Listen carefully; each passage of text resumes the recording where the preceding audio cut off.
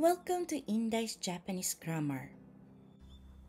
Grammar for today, nani nani, mama, nani nani, mama. Level N3. では2番目に勉強する文法は、ママ、ママ、テレビをつけたまま。はい。Pagpabaya na nakabukas ang TV. Ganyan po. はい。なので、conjugation は、verb ta, verb tanay, adjective. Pag sinabi pong adjective, kasama na po dun i at saka na adjective po. Ano po? And noun na normal form na naging noun po. Ano po? And na adjective from the, drop down po yung the, papalitan po ng na, at yung noun na natapos sa da, ida-drop down yung da, papalitan po ng no, at saka pa lang lalagyan ng mama. Hay. So, hindi po pwedeng gamitin yung verb ru, mama. Kumbaga, nangyari na. Ano po? Past tense na. Hay. So, sa Tagalog, pa rin. Hay. Kaya, kumbaga, ang explanation po sa grammar po na ito, dalawa ang paraan ng paggamit ng salitang ito. Kapag, number 1 po kapag nasa parehong kalagayan o hindi nagbago ang estado. Ginagamit po yung mama. Tapos, yung number 2 naman po na paggamit is kapag ang isang kondisyon ay nanatiling ganun. Sonomama. Hindi nagbago. Ano po? Hi. So, Maru-san, yoroshiku onegai shimasu. Ito po yung unang phrase po natin. Unang sentence po. Ano ba? Hi. Sakuya wa terebi o tsuketa mama nete shimatta. Sakuya wa terebi o tsuketa mama nete shimatta. Hi. Alam ko po kaya niyo pong basahin siya ng magandang pronunciation. Try niyo po. Onegai shimasu. はい。昨夜はテレビをつけたまま寝てしまった。はい。Yung pagkakaintindi niyo.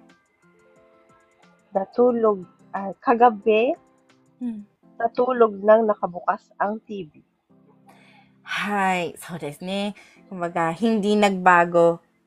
Nakabukas pa rin yung TV at nakatulog po siya. Ano po? Hindi nagbago yung sitwasyon na nakabukas. Naka-turn on yung TV. Ano po? Arigatou gozaimasu. Hi.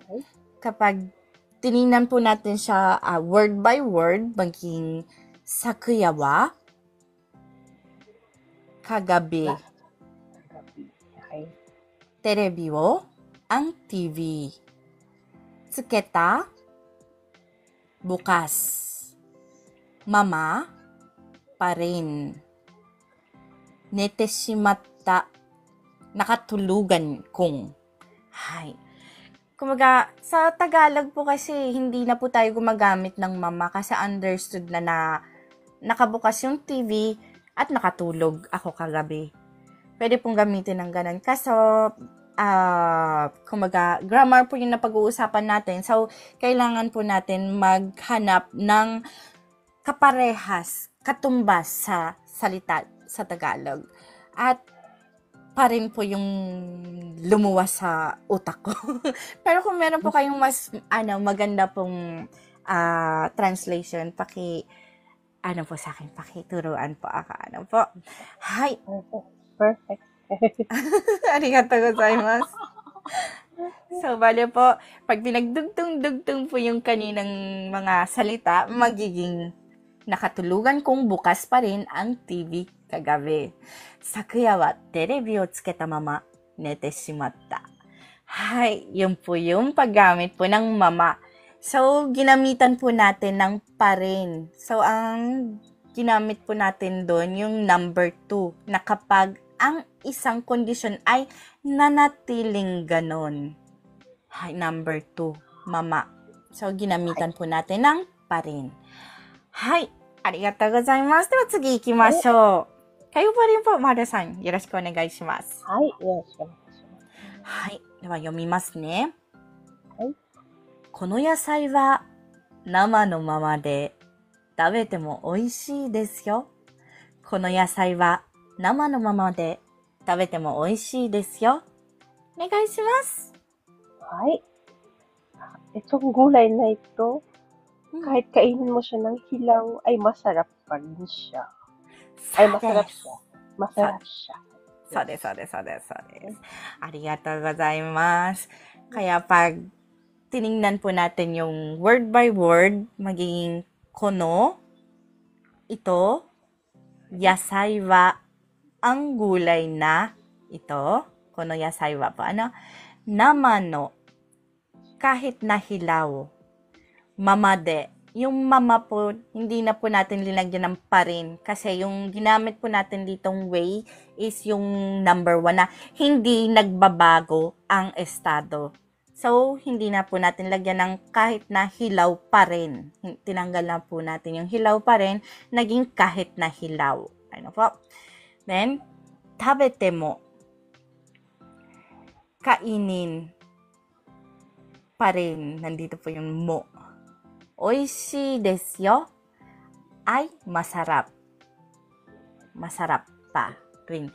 So, kapag pinagbuo po yung salita dito, magiging ang gulay na ito, kahit na hilaw, ay masarap pa rin pong kainin. Nagkaroon po siya ng pong kasi ng po yung paggalang kasi des form po siya. Des form. May galang po siya. Tenego po siya. Kego po siya. Isa po siyang part ng kego yung tening po. Ano po? Hi. So, dito yung mo, yung pa rin dito, yung pinahihiwatig niya dito, yung mo po dito na tabete mo. Masarap pa rin kapag kinain. Ano po? Hi. Ano de?